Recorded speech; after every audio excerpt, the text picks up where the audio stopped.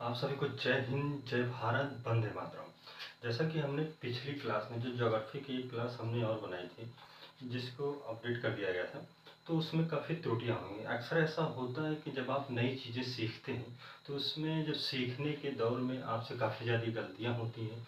तो गलतियां इसीलिए होती हैं कि आप उसको सुधार सकें, ताकि आप अपने आप को अच्छा बेहतर बना सकें। तो इसीलिए जो पिछली क्लास थी ना, तो उसमें काफ़ी ज़्यादा त्रुटियां हुई। हमने वो सिर्फ मतलब कुछ नई चीज़ें सीखने के उद्देश्य से बनाई थी।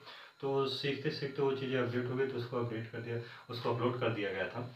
तो इसलिए उसमें काफ़ी ज़्यादा त्रुटियां देखने को मिली हैं। तो उन्हीं त्रुटियों को दूर करने के लिए ये क्लास जो है हमने बनाया। जो चीज़ें उसमें बताई गई थी, एक बार फिर से हमने, जैसे जो सिस्टम, जो चीज़ें जो उसमें नई, उस वीडियो में कुछ चीज़ें, काफ़ी चीज़ें हमने नए तौर से सीखने का प्रयास किया था। तो सिर्फ हम कुछ नई चीज़ें सीखने के उद्देश्य से बना रहे थे। तो चीज़ें जो कंप्लीट हुई तो ऐसे ही अपलोड कर दिया गया। तो आज की क्लास में हम ज्योग्राफी से शुरू करेंगे। ज्योग्राफी की क्लास से ज्योग्राफी से आज हम लोग चर्चा करेंगे ब्रह्मांड के विषय में। चर्चा करेंगे कि ब्रह्मांड क्या होता है।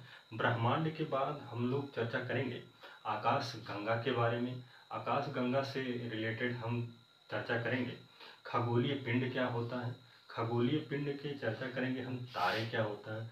तारों, ग्रहों, सूर्य या सौरमंडल या ग्रहों के बारे में आज हम लोग चर्चा करेंगे। इसी कड़ी में सबसे पहले हम लोग जानेंगे कि ब्रह्मांड क्या होता है। ब्रह्मांड क्या होता है? तो ब्रह्मांड यह 100 अरब आकाश गंगाओं से इसका निर्माण होता है। 100 अरब आकाश गंगा मिलकर ब्रह्मांड का निर्माण करते हैं। अब यहीं से सवाल ये उठता है, अगर 100 अरब आकाश गंगा मिलकर ब्रह्मांड का निर्माण किए हैं तो आकाश गंगा क्या होता है। सबसे पहले ये चीज़ें हमें जानना है कि आकाश गंगा क्या होता है। जो हमें ब्रह्मांड से निकलकर आकाश गंगा जो हमारे सामने आया है, तो उसके बारे में हमें अध्ययन करने की ज़रूरत है कि ब्रह्मांड होता क्या है। ठीक है, तो ब्रह्मांड तो हमने बता ही दिया कि ब्रह्मांड क्या होता है। हमें ब्रह्मांड की जो शब्दावली मिली है कि 100 अरब आकाश गंगा मिलकर ब्रह्मांड का निर्माण किए हैं, तो वही आकाश गंगा के बारे में हमें जानना है कि आकाश गंगा क्या होता है। आकाश गंगा दरअसल होता है कि आकाश गंगा जो है असंख्य तारों का एक समूह है। जैसे आप निगाह आसमान में जब देखेंगे तो एक छोर से दूसरी छोर तक जो चीज़ें दिखाई देती हैं वह आकाश गंगा के अंतर्गत आती हैं। आकाश गंगा में बादल, गैसें जो भी सम्मिलित है, सभी चीज़ सम्मिलित होती हैं। आकाश गंगा जो है एक विशाल असंख्य तारों का समूह होता है। 100 अरब 100 अरब तारे मिलकर 100 अरब तारे मिलकर बहुत बड़ी बात होती है। 100 अरब तारे मिलकर एक आकाश गंगा का निर्माण करते हैं। कितने? 100 अरब तारे मिलकर एक आकाश गंगा का निर्माण करते हैं। और 100 अरब आकाश गंगा मिलकर ब्रह्मांड का निर्माण करते हैं। इतनी बातें स्पष्ट। क्या हमने बताया कि जो आकाश गंगा है, आकाश गंगा में 100 अरब तारे मिलकर एक आकाश गंगा का निर्माण करते हैं। 100 अरब तारे मिलकर एक आकाश गंगा का निर्माण करते हैं और 100 अरब आकाश गंगा मिलकर एक ब्रह्मांड का निर्माण करते हैं। इतनी बातें स्पष्ट होनी चाहिए आप सभी को। इसके बाद हम लोग चर्चा करेंगे खगोलीय पिंड के बारे में। खगोलीय पिंड क्या होता है, इसके बारे में हम लोग चर्चा करेंगे। देखिए, हम जो जो टॉपिक बता रहे हैं वो साधारण भाषा में बताएंगे, काफ़ी छोटे शब्दों में बताएंगे, ताकि आपको बातें स्पष्ट हो सके। आपको बातें स्पष्ट होनी चाहिए। इस वजह से हम जो है व्यवहारिक भाषा का प्रयोग, जो काफ़ी छोटे शब्दों में चीज़ों को समझाने का प्रयास करेंगे, ताकि वीडियो काफ़ी लंबा ना हो। इस वजह से हम काफ़ी छोटे और काफ़ी सरल भाषा का प्रयोग करते हैं। ठीक है, हमने क्या बताया? हमने ब्रह्मांड के बारे में चर्चा किया और खगोलीय पिंड के बारे में। इसी कड़ी में हम चर्चा करेंगे। हमने ब्रह्मांड के बारे में चर्चा किया और आकाश गंगा के बारे में। हमें खगोलीय पिंड के बारे में चर्चा करना है। ठीक, खगोलीय पिंड क्या होता है? सूर्य जो हमें प्रकाश देता है, सूर्य और चंद्रमा, सूर्य, चंद्रमा तथा वे सभी वस्तुएं, क्या चीजें? सूर्य, चंद्रमा तथा वे सभी वस्तुएं जो हमें रात के समय आसमान में चमकती हुई दिखाई देती हैं, वह क्या है? वह खगोलीय पिंड है। इतनी बात स्पष्ट। क्या चीज़ हमने बताई? सूर्य, चंद्रमा तथा वे सभी वस्तुएं जो हमें रात के समय आसमान में चमकती हुई दिखाई देती हैं, वह क्या है? वही खगोलीय पिंड है। वह क्या है? वही खगोलीय पिंड है और कुछ नहीं। जो हमें रात के समय आसमान में चमकती हुई दिखाई देती हैं, वे सभी क्या हैं? वे खगोलीय पिंड हैं और कुछ नहीं। इतनी बातें स्पष्ट सरल भाषा में, बहुत सरल भाषा में बताएं। तारे क्या होते हैं? तारे क्या होते हैं? तारा एक बड़ा आकाशीय पिंड है। तारा एक बड़ा खगोलीय पिंड है या आकाशीय पिंड है। तारा क्या होता है? एक खगोलीय पिंड है। तारा एक बहुत बड़ा खगोलीय पिंड होता है, जो कि विभिन्न गैसों के द्वारा इसका निर्माण होता है। तारे का निर्माण कैसे होता है? विभिन्न गैसों के इकट्ठा होने से इसका निर्माण हुआ है। इसके अंदर स्वयं का प्रकाश है। तारे के अंदर क्या है? स्वयं का प्रकाश होता है। यह क्या है? यह एक बहुत बड़ा, इसका क्या आकार है? इसका आकार जो है काफी बड़ा होता है और यह गर्म भी होता है। तारा क्या है? तारा एक बहुत बड़ा खगोलीय पिंड है जो काफी गर्म होता है तथा उसके पास स्वयं की ऊष्मा और प्रकाश होता है, जिसका वह अत्यधिक मात्रा में उत्सर्जन करता है। तारे की ये विशेषता हो गई। तारे के कड़ी में जैसे हमने बताया कि जैसे आपने सुना होगा कि सूर्य एक तारा है। हमने तारे की परिभाषा बता दी। तारा का क्या होता है? यह एक बड़ा आकार का, बहुत बड़ा, बहुत विशाल जो है आकाशीय पिंड है। यह काफी गर्म होता है और इसके पास स्वयं का प्रकाश होता है, ऊष्मा होती है, जिसका उस अत्यधिक मात्रा में वह उत्सर्जन करता है। इतनी बातें स्पष्ट। अब तारे की विशेषता देख लीजिए। तारा जो होता है, तारा इसका आकार पहले देख लीजिए। आकार जो तारे की हमने विशेषता बता दी। सूर्य देख लीजिए। तारा जो कहा जाता है कि सूर्य जो है एक तारा है, इसकी विशेषता देख लीजिए। सूर्य की आकार सूर्य का क्या होता है? बड़ा होता है। हमने तारे की विशेषता भी बताई थी और बड़ा। फिर सूर्य जो है, सूर्य आकार में काफी बड़ा होता है और हमने तारे की विशेषता बताई थी कि वह गर्म भी होता है। और यहाँ सूर्य देख लीजिए। सूर्य ऐसा तो है नहीं कि ठंडा होता है, सूर्य भी काफी गर्म होता है और सूर्य के पास भी स्वयं का प्रकाश है, ऊष्मा है, जिसका वह उत्सर्जन करता है। तो सूर्य एक तारा है। यहीं से एक बात स्पष्ट होती है, तारे की परिभाषा जो है वह सूर्य पे पूरा पूरा बैठता है। तो सूर्य को क्या कहा जाता है? तारा। सूर्य क्या है? एक तारा है। इतनी बातें स्पष्ट होगी। अब इसके बाद हम लोग तारा की चर्चा कर लिया। हमने क्या किया? ब्रह्मांड की चर्चा कर ली, तारा मंडल की चर्चा कर ली, खगोलीय पिंड के बारे में हमने जान लिया। इसके बाद हम लोग जानेंगे, हमने तारे के बारे में जान लिया, सूर्य के बारे में भी जाना। इसके बाद हम चर्चा करेंगे तारा मंडल क्या होता है। तारा मंडल क्या होता है? तारा मंडल देखिए क्या होता है, हम बताने का प्रयास करेंगे। तारा मंडल जो होता है विभिन्न तारों के समूह के द्वारा बनाई गई जो आकृतियां हैं, विभिन्न तारों के समूह के द्वारा जो बनाई गई आकृतियां हैं, वही तारा मंडल कहलाती हैं या नक्षत्र मंडल के नाम से जानी जाती है। क्या चीजें? हमने तारा मंडल की क्या परिभाषा दी? विभिन्न तारों के समूह के द्वारा बनाई गई आकृतियां तारामंडल या नक्षत्र मंडल कहलाती है। जैसे आपने सुना होगा सप्तऋषि तारामंडल। सप्तऋषि तारामंडल एक है और एक है अर्सा मेजर या विगवियर तारामंडल। इतनी बातें स्पष्ट हो गई तारामंडल के विषय में। अब हम लोग चर्चा करेंगे सौरमंडल के बारे में। सौरमंडल क्या होता है? सौरमंडल क्या होता है? सूर्य। सौरमंडल की परिभाषा हम बताते हैं काफी आसान शब्दों में, उसको आप लोग ध्यान से सुनिएगा, तभी आप लोगों को ये चीजें याद हो सकती हैं। सौरमंडल क्या होता है? सूर्य, 8 ग्रह तथा खगोलीय पिंड। क्या बताया हमने? सूर्य, 8 ग्रह तथा खगोलीय पिंड, जैसे क्षुद्र ग्रह, उल्का पिंड, ये सभी मिलाकर क्या क्या चीजें?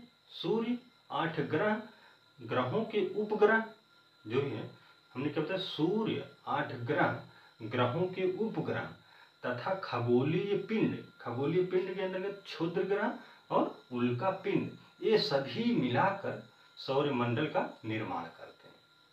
इतनी बातें स्पष्ट। सौरमंडल में कुल कितने ग्रह हैं? सौरमंडल में कुल 8 ग्रह हैं। बुध है, शुक्र है, पृथ्वी है, मंगल है, बृहस्पति, शनि, अरुण, वरुण, कुल 8 ग्रह हैं। अप्रैल 2006 से पहले 9 ग्रह हुआ करते थे, उसका नाम यम हुआ होता है। अप्रैल 2006 से 8 ग्रह ही हैं हमारे सौरमंडल के पास, 8 ग्रह हैं। इसके पहले अप्रैल 2006 से पहले जो 9 ग्रह के रूप में था, यम था। यम को ग्रहों की श्रेणी से निकालने का मुख्य कारण रहा है कि अरुण वरुण के जो उसका यम था, वरुण की जो कक्ष होती है, जो मतलब दीर्घ वृत्ताकार जो परिक्रमा करता था सूर्य का, यम जो है उसके कक्ष में भी प्रवेश कर जाता था और आकार में भी छोटा होता था। इस वजह से उसे ग्रहों की श्रेणी से हटाकर बौने ग्रह की श्रेणी में रखा गया यम को। तो वर्तमान समय में हमारे पास कुल ग्रहों की संख्या 8 है। इतनी बातें स्पष्ट होनी चाहिए आपको। कितने ग्रह हैं? 8। हमने क्या क्या बताया? जो सूर्य से दूरी के हिसाब से होता है, जो सूर्य से दूरी के क्रम में है, तो पहले बुध है, फिर शुक्र है, पहले नंबर पे बुध, दूसरे नंबर पे शुक्र, तीसरे पे पृथ्वी, चौथे पे मंगल, पांचवें पे बृहस्पति, छठे पे शनि, सतवें पे अरुण, वरुण, आठवें पे वरुण। इतनी बातें स्पष्ट हुई। अब ग्रहों की बात हो रही है तो ग्रहों की चर्चा, इसके पहले हम बता दें कि जो सूर्य है और पृथ्वी है, सूर्य और पृथ्वी के बीच की दूरी जो है वो 150 मिलियन किलोमीटर है। 150 मिलियन किलोमीटर है। जो सूर्य और पृथ्वी के बीच की दूरी है वह 150 मिलियन किलोमीटर मानी जाती है। और सूर्य जो प्रकाश है, सूर्य का प्रकाश पृथ्वी तक पहुंचने में 8 मिनट 20 सेकंड का समय लगाता है। कितनी देर का? 8 मिनट 20 सेकंड का समय लगाता है। सूर्य का प्रकाश पृथ्वी तक पहुंचने में 8 मिनट 20 सेकंड का समय लगाता है। काफ़ी एग्जाम में ये चीज़ें पूछने को मिला है। टीजीटी पीजीटी ले लीजिए तो ये चीज़ें जो है आपकी बाहर ही आई थी। तो ऐसी चीज़ें आप ध्यान रखिएगा। और जो ये हमने बताया तारामंडल जो है, ये अर्सा मेजर या बिग बियर जो तारामंडल है, इसके बारे में भी टीजीटी में पूछे गए थे। तो इसी कड़ी में हम बता रहे थे कि सौर मंडल में कितने ग्रह? 8 ग्रह हैं। देखिए ग्रह 8 है। इसमें ग्रहों के क्रम में जो है कुछ आंतरिक ग्रह हैं और कुछ बाह्य ग्रह हैं। आंतरिक ग्रह कौन कौन से हैं? आंतरिक ग्रह 4 हैं और 4 बाह्य ग्रह के नाम से जाने जाते हैं। बुध, शुक्र, पृथ्वी और मंगल, ये 4 ग्रह जो है आंतरिक ग्रह के नाम से जाने जाते हैं। और बाह्य ग्रह बृहस्पति, शनि, अरुण, वरुण, ये चीज़ें जो है बाह्य ग्रह के नाम से जानी जाती हैं। इतनी बातें स्पष्ट हो गई। और आकार की दृष्टि से बृहस्पति जो है सबसे बड़ा ग्रह माना जाता है। क्या होता है? आकार की दृष्टि से बृहस्पति जो है सबसे बड़ा ग्रह माना जाता है। पहले नंबर आकार की दृष्टि पे पहले नंबर बृहस्पति है, दूसरे पे शनि, अरुण, वरुण, फिर उसके बाद पृथ्वी है, फिर शुक्र है, फिर मंगल है, फिर बुध है। अगर पूछा जाए कि आकार की दृष्टि से सबसे पहला स्थान किसका है, तो बृहस्पति का। अगर पूछा जाए कि आकार की दृष्टि से पृथ्वी किस नंबर की ग्रह है, तो 5वें नंबर का ग्रह। इतनी बातें स्पष्ट। पृथ्वी और शुक्र जो है आकार में काफी समानताएं हैं, इस वजह से इन दोनों को जुड़वा ग्रह के नाम से भी जाना जाता है। शुक्र को चमकीले ग्रह के नाम से भी जाना जाता है, या भोर के तारे के नाम से भी शुक्र को जाना जाता है। एक बात और, शुक्र ग्रह और अरुण ग्रह, शुक्र और अरुण दो ऐसे ग्रह हैं जिनकी परिक्रमा, जिनका घूर्णन गति जो है वो पूर्व से पश्चिम की दिशा में, मतलब क्लॉकवाइज है। बाकी सभी जो ग्रह हैं, जो 6 बाकी ग्रह हैं, वो पश्चिम से पूर्व की दिशा में घूर्णन करते हैं, रोटेशन की क्रिया करते हैं। जो मतलब घूर्णन तो समझ रहे, घूर्णन और परिक्रमण 2 गतियां होती हैं। जैसे कोई भी ग्रह जब अपने स्थान पे चक्कर लगाएगा, अपने स्थान पे चक्कर लगाएगा, तो उसे घूर्णन कहेगा या रोटेशन कहते हैं। अब जब वही ग्रह सूर्य की परिक्रमा करेगा तो उसे परिक्रमण कहेंगे या रेवोल्यूशन कहते हैं। इतनी बातें स्पष्ट। 2 गतियां होती हैं। इसके बाद जैसे जो पृथ्वी हमारी ग्रह जब अपने स्थान पे घूमती है, ठीक है, अपने स्थान पे, यानी कि घूर्णन या रोटेशन की क्रिया जब करती है, तो उसको एक चक्कर पूरा करने में लगभग 24 घंटे का समय लगता है, जिसकी वजह से दिन रात होते हैं। इतनी बातें स्पष्ट। जो घूर्णन की क्रिया है, जो रोटेशन की क्रिया है इसी के कारण दिन रात होते हैं। इतनी बातें स्पष्ट। और जो परिक्रमण मतलब सूर्य की जो परिक्रमा करती है दीर्घवृत्ताकार होता है। जब परिक्रमण की क्रिया पूरी करती है तो वह 365 दिन में करती है। कभी कभी 366 दिन भी हो जाता है, लेकिन 365 दिन ज़्यादातर होते हैं। हम बताएंगे कैसे 366 दिन होते हैं। जैसे एक चक्कर लगाने में सूर्य की परिक्रमा पृथ्वी को करने में 365 दिन 5 घंटे 48 मिनट 46 सेकंड का समय लगाती है, लगभग 6 घंटे का समय। इतनी बातें स्पष्ट। 365 दिन 6 घंटे का समय लगाती है। तो कहने का मतलब जो ये परिक्रमण की गति होती है पृथ्वी मतलब जो पृथ्वी जो है परिक्रमा करती है सूर्य की, तो इसी वजह से ऋतुएं परिवर्तन होती है। मतलब जब घूर्णन की क्रिया करेगी, मतलब जो रोटेशन की क्रिया करेगी, तो इससे दिन रात का परिवर्तन होता है, दिन रात का होता है। और जो परिक्रमण करेगी, जो रेवोल्यूशन की क्रिया पृथ्वी करेगी, तो उससे ऋतुएं परिवर्तित होती हैं। इतनी बातें स्पष्ट। हमने बताया कि जब घूर्णन की क्रिया कितने दिन में, एक चक्कर कितने दिन में लगा, कितने देर में, 24 घंटे में। और जो पूरी परिक्रमा करती है तो 365 दिन 5 घंटे 48 मिनट 46 सेकंड, लगभग 365 दिन लगभग 6 घंटे का काम करती है।